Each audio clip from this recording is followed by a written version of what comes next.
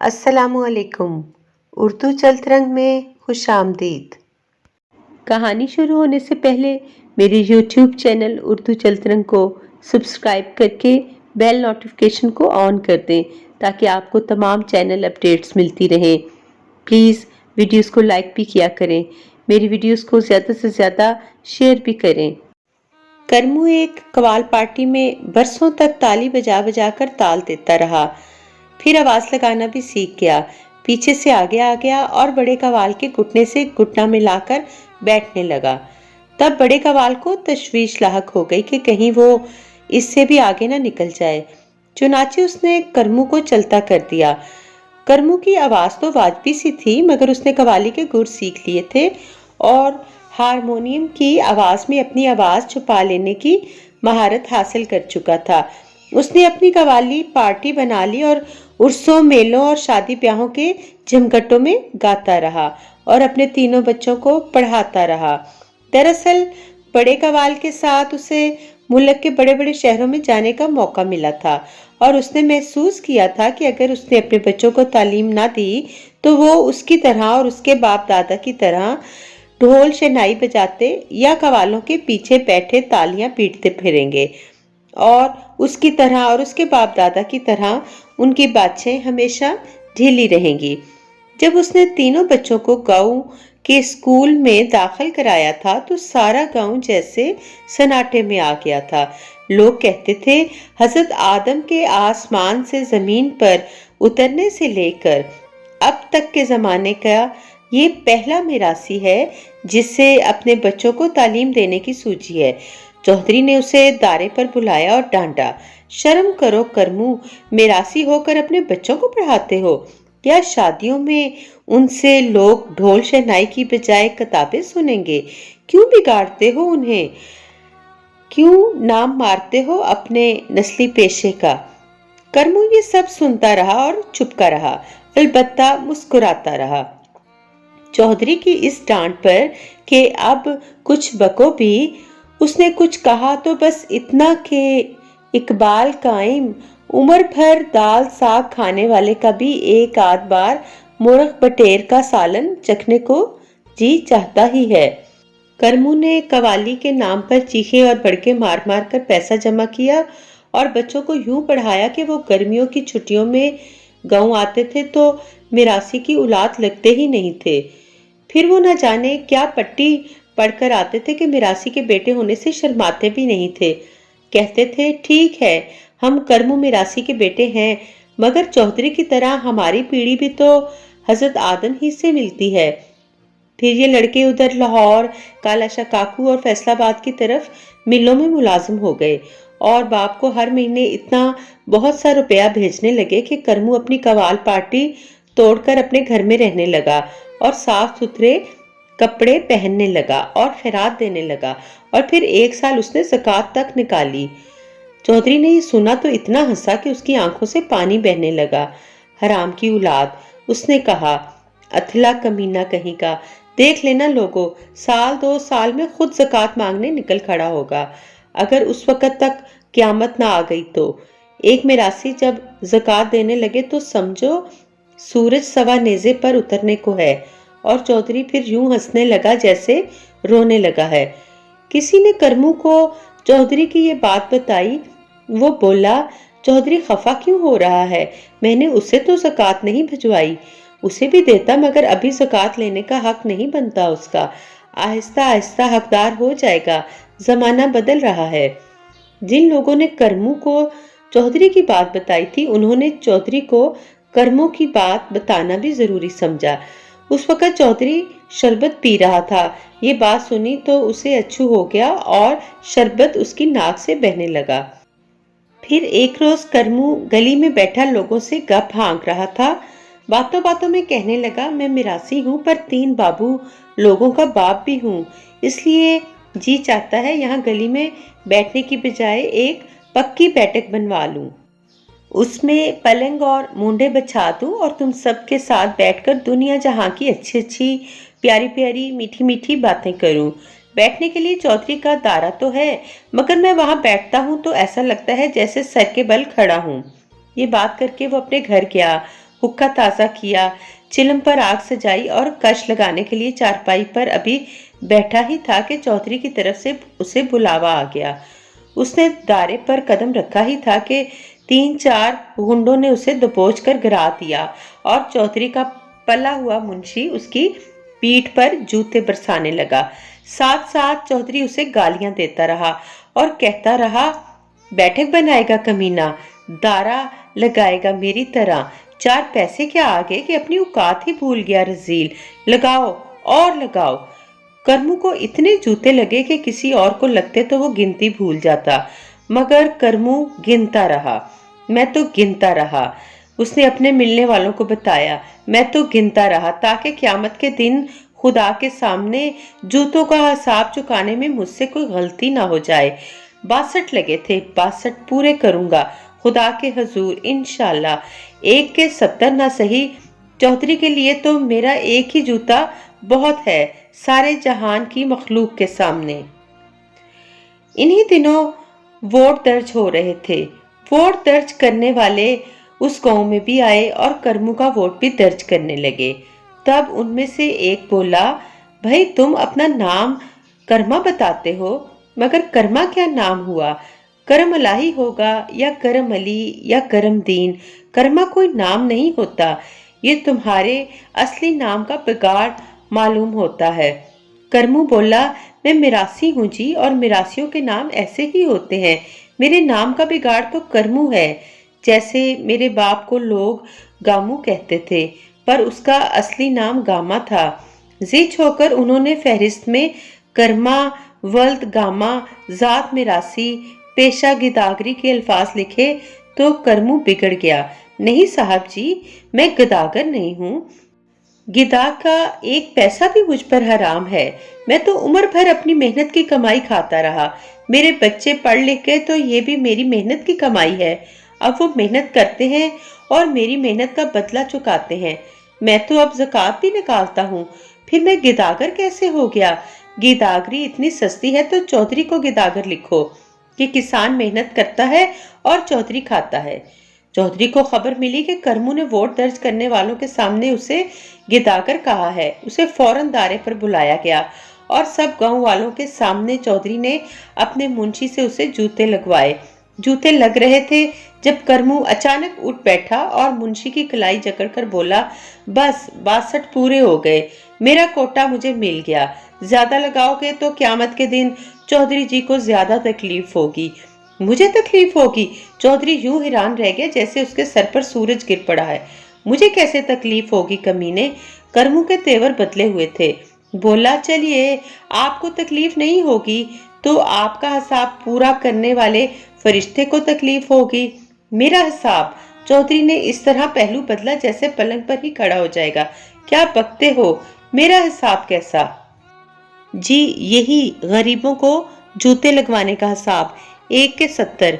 करमू मजीद जूतों का इंतजार किए बगैर उठ खड़ा हुआ था और जमीन पर से अपनी पगड़ी उठाकर उसे झाड़ रहा था। अब आप खुद हिसाब लगा लीजिए इकबाल कायम के 62 ये जूते और 62 वो पिछले, कुल हुए खुदा आपका भला करे 124। क़यामत के दिन अगर 1 के 70 लगे तो 124 के कितने लगेंगे? मुंशी जी हिसाब लगाकर बता दो चौधरी जी को। चौधरी ने गुस्से में अपने जूते की तरफ हाथ बढ़ाया, मगर जब देखा कि दारे पर मौजूद बेशतर लोग करमू की बातों पर दांत निकाले खड़े हैं तो हाथ वापस लाने की बजाय उसने जमीन पर से एक तिनका उठाया और उसे अपनी पूरों में यूं मसला कि वो सफूफ बनकर रह गया। गालियां उसके होंठों पर कपकपाती रह गईं। उस वक़्त परिंदे वापस आशियानों को जा रहे थे। शाम करीब थी। चौधरी इस वाक़ये के बाद करमू से बहुत संभल कर बात करने लगा। करमू मिरासी तो था मगर खाता पीता मिरासी था, और खाते पीते लोगों से बात हमेशा सोच समझ कर करते हैं, जैसे अमेरिका रूस से और रूस अमेरिका से बात करता है। ताहम जब चौधरी के दारे पर से फालतू लोग उठ जाते और सिर्फ उसके करीबी लोग बाकी रह जाते तो वो जले दिल के फफोले फोड़ता। अब ये कमीना कड़वी गोली को थूक देता है, अब मैं इसे शक्कर चढ़ी गोलियां खिलाऊंगा। फिर वो हालात के तवील तजिए में मसरूफ हो जाता। लोग कहते हैं शराब का नशा बुरा होता है, मैं कहता हूँ नौ दौलतियों के लिए रुपए का नशा इससे भी बुरा है।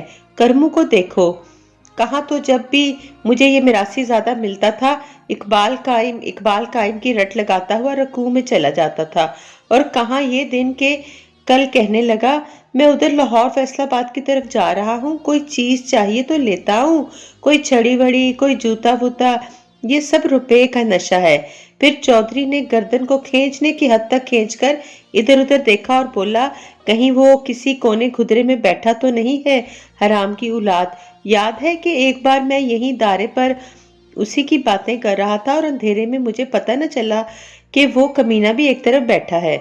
मैंने इस नस्ली कंगले के नए ठाट बाट की बात करते हुए कह दिया कि कौवा अगर मोर के पर सजा ले तो भी कौवा ही रहता है।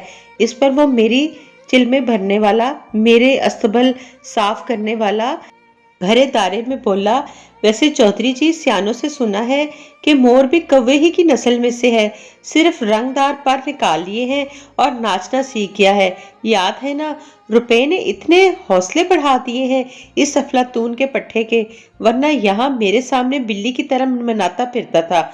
रुपए ने इसकी जुबान खींचकर मेरे जूते भर की कर दी है, मगर मुझे भी ऐसे नौ दौलतियों को आपे में रखने के गुर मालूम है।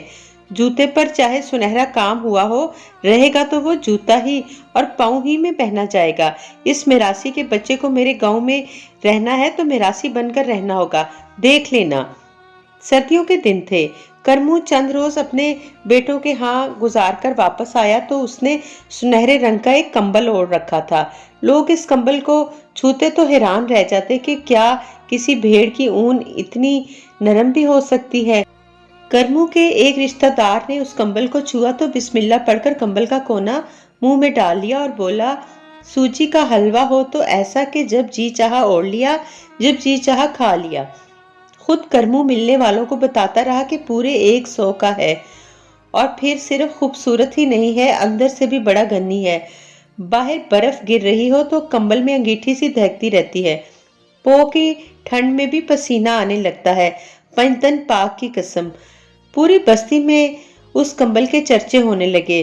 बात चौधरी तक भी पहुंची, मगर यूं के करमू कह रहा था, ऐसा कंबल तो चौधरी को भी नसीब नहीं हुआ होगा। इस पर चौधरी यूं मुस्कुराया जैसे किसी ने खरबूजे का एक सिरा छुरी से चीर दिया है। करमू के रुपए ने चौधरी को सियासतदान बना दिया था। एक दिन करमू ये कंबल ओढ़ चौधरी के दारे की गली में से गुजरा तो चौधरी अपने आदमियों के साथ बाहर बैठा धूप सेंक रहा था। करमू को बुलाया, उसके कंबल पर हाथ फेर कर बोला, कहाँ से मारा? करमू पास ही एक सिल पर बैठ गया। मैंने तो इकबाल काइम सारी उम्र में एक पिद्दा तक नहीं मारा, कंबल कहाँ से मारूंगा? और फिर कंबल भी ऐसा कि आपने भी छुआ तो मैंने आपके रोंगटे खड़े होते देखे। चौधरी का चेहरा कुछ यूं तन गया जैसे उसकी चोरी पकड़ी गई हो। खरबूजे में एक और चीर पड़ा और चौधरी बोला, चलो मारा नहीं तो लिया कहाँ से? करमू ने जवाब में लम्हा भर देर की।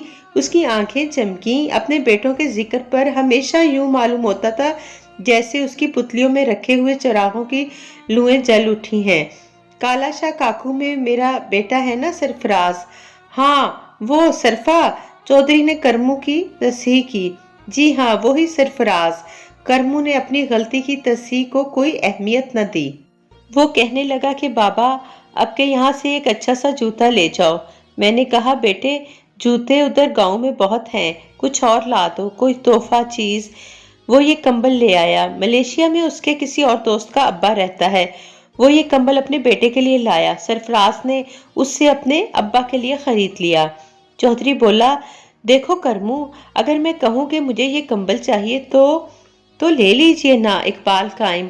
करमू ने गरज कर जवाब दिया। सरफराज पूछेगा तो मैं कह दूंगा कि चोर ले गए। चौधरी ने करमू की बात जोर के कहके में उड़ाने की कोशिश की, मगर साफ मालूम होता था कि इस कहके का फेफड़ों से कोई ताल्लुक नहीं है। फिर वो एक दम संजीदा होकर बोला, इसका क्या लोगे? कुछ भी नहीं इकबाल काइम। करमू की आवाज में बड़ी आसूदगी और बेनियाजी थी। मगर मैं मुफ्त नहीं लूंगा, चौधरी बोला। ये हमारी खानदानी आदत है कि हम मुफ्त चीजें देते हैं, लेते नहीं हैं। तुम तो जानते हो, तुम्हें तो उम्र भर का तजुर्बा है। जी हाँ, करमू ने कहा, पर कभी कभी लेने वालों पर देने का वक्त भी आ जाता है। इकबाल कायम, ले लीजिए ना, सरफराज मुझे और भेज देगा। नहीं करमू, चौधरी बोला, तुम हमारे मिरासी हो, तुम्हारे बाप दादा ने हमारे बुजुर्गों की जूतियां सीधी की हैं, मांगो क्या मांगते हो इस कंबल का। सरफे ने तुम्हें बताया तो होगा कि उसने कंबल के कितने रुपए दिए थे। जी हाँ, सरफराज ने बताया तो था। करमू की आवाज में मंसूबा साजी की गहराई थी। फिर वो जैसे एक नतीजे पर पहुंचकर मुस्कुराने लगा और बोला, कंबल दूसरे मुल्क का है ना जी। मैंने कहा भी सरफराज से कि इतनी फजूल खर्चियां मत किया करो। बोला, कोई भी चीज हमारे अब्बा के आराम से महंगी नहीं है। आप ठीक कहते थे, तालीम ने लड़कों के दिमाग बिगाड़ दिए हैं। इकबाल कायम, कीमत कुछ ज्यादा ही है, यानी इतनी ज्यादा है कि सरफा मिरासी ये कीमत अदा कर सकता है और मैं नहीं कर सकता। चौधरी अपने गुस्से को छुपाने की कोशिश के बावजूद पूरी तरह ना छुपा सका। बताओ कितने में आया है? 50, 100, 200, 300, कितने में? 300 तो खैर नहीं जी। करमू ने चौधरी के मुंशी की तरफ यूं देखा जैसे जूते लगाने से पहले मुंशी ने करमू को देखा था। कुल 262 में आया है। उसने हाजरीन पर दाद तलब नजरें डाली। और इतनी रकम तुम्हारे बेटे ने अदा कर दी। कमाता खजाता है ना इकबाल कायम, तो तुम मुझसे 262 रुपए लोगे।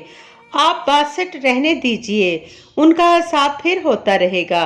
दूसरे दे दीजिए, 262 में 62 और मिलाकर क्यों ना दूं? चौधरी ने फातहाना अंदाज से कहा, आखिर तुम हमारे मिरासी हो। चलिए ज्यादा दे दीजिए इकबाल कायम, 324 दे दीजिए। तुम्हें तो दुकानदारों की तरह ठीक ठीक हिसाब करना भी आ गया। चौधरी ने दिल लगी करने की कोशिश की और करमू कंबल उतारते हुए बोला, मैं तो अब बेहिसाबा खर्च करता हूँ इकबाल कायम, बस कुछ आता है तो ये 62 का हिसाब आता है। चौधरी ने करमू के चलाए हुए चाबुक से बेनियाज होकर अपने मुंशी से कहा, लो भाई, दे दो इसे 324 रुपए मुंशी जी, 324 रुपए। रुपए के लफ्ज पर जोर देते हुए करमू ने मुंशी को ताकीद की। रुपए नहीं तो पैसे। मुंशी ने कमीज के नीचे पहनी हुई वास्केट की अंदरूनी जेब में से नोटों का एक गट्ठा निकालते हुए पूछा। मेरा मतलब था कहीं आप 324 रुपए देने की बजाय 324 जूते न लगाने बैठ जाएं। चौधरी समेत सब लोग जोर से हंसे, मगर सबकी हंसी का मफहूम अलग अलग पहचाना जा सकता था। चौधरी तो यूं हंसा जैसे उसका सीना टीन की एक चादर है जिस पर कंकरों से चांदमारी हो रही है। करमू ने रुपए लिए और मुस्कुराता हुआ चला गया। तब चौधरी अपने सामने कंबल फैलवाकर मुस्कुराया, इसे खूब अच्छी तरह जुड़वाया जैसे कंबल का मिरासी पना निकाल रहा है। इसे तह करा के मुंशी के हवाले किया कि घर पहुंचा दो। कहना इसे दिन भर धूप दिखाएं और फिर किसी पेटी में फेंक दें। फिर वो हाजरीन से मुखातब हुआ, दर्जनों पड़े हैं इस तरह के कंबल, मगर मैं 2 पैसे के मिरासी को 250-300 रुपए का कंबल ओढ़े देख नहीं सकता था। जूते को पाँव ही में रहना चाहिए।